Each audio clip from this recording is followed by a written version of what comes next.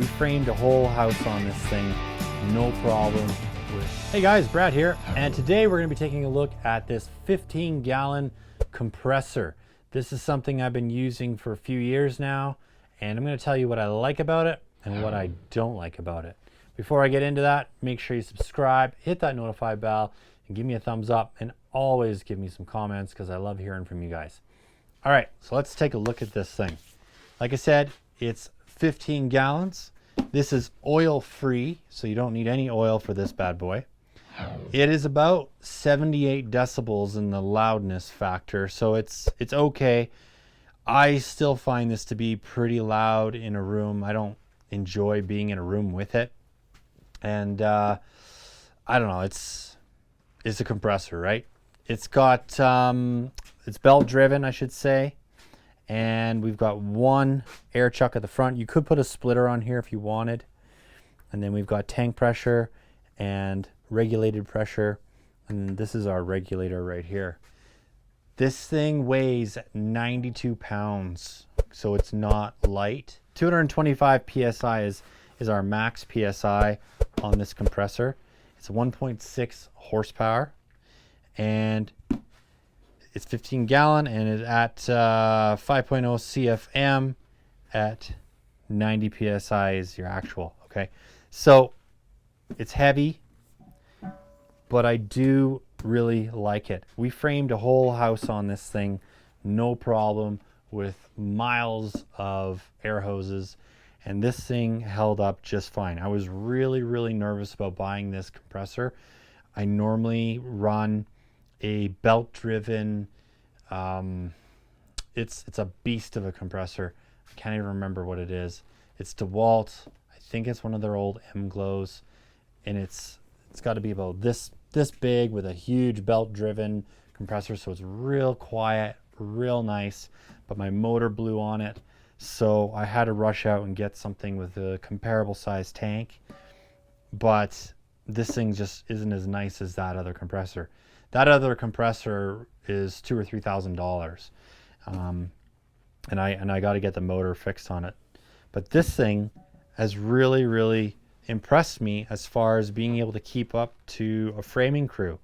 It's at Home Depot everywhere. You can find them all the time. They always have these compressors, and it's pretty good. It's great for a shop. It's great for a back of a trailer. This is not something I would be wheeling around in my truck because you can't lay it down. There's no, area here where you could lay it down flat on its back or on its side. I just wouldn't trust it. I think it would roll around in your truck and cause some damage. So, it's kind of one of those things where you leave it stand. You can bolt it on the back here. So we've got these 8-inch wheels. And on the back, a couple of areas where we could screw this to a floor. But, really easy to wheel around, get set up.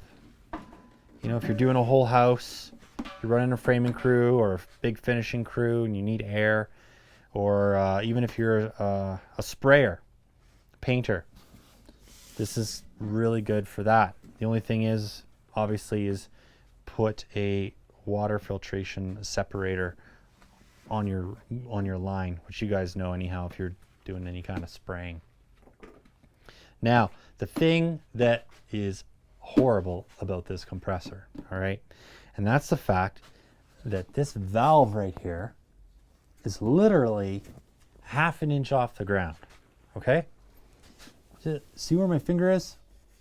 My finger's touching the valve half an inch. This is just awful. Now, a lot of guys are taking these wheels off.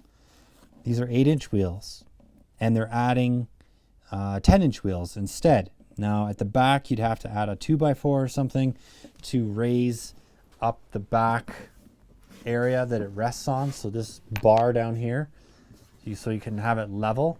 But if you're wheeling this around on any kind of bad terrain, you will rip that little air nozzle right off your compressor. So really bad design. I don't know why they just didn't put larger wheels on this thing in the first place. That would have been a smarter idea. And maybe some sort of plate guard or something underneath that.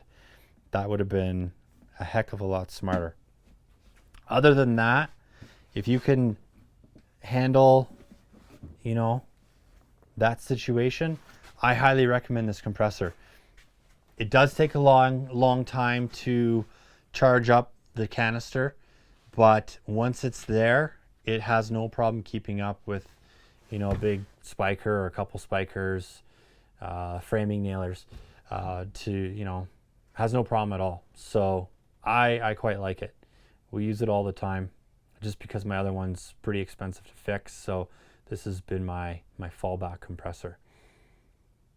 So I'd love to hear some comments, guys. What compressors are you using? Have you tried this? Have you had any problems with this model? Because I haven't. I've read some forums where some guys have had some bad luck and the motors exploded or burnt out or whatever.